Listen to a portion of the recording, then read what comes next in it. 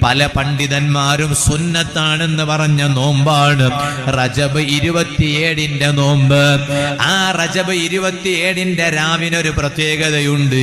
ഹബീബായ നബി സല്ലല്ലാഹു അലൈഹി വസല്ലം തങ്ങൾ ഇസ്റാ മിഅ്റാജ് പോയ രാവാണ്.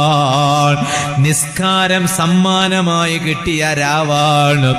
ആ രാവിൽ സുബഹിക്ക് മുമ്പായി അത്താഴം കഴിക്കണം. എന്നിട്ടോ നീയത്ത് വെച്ചിട്ട് റജബ് 27 സുന്നത്ത് നോമ്പ് നോൽക്കണം.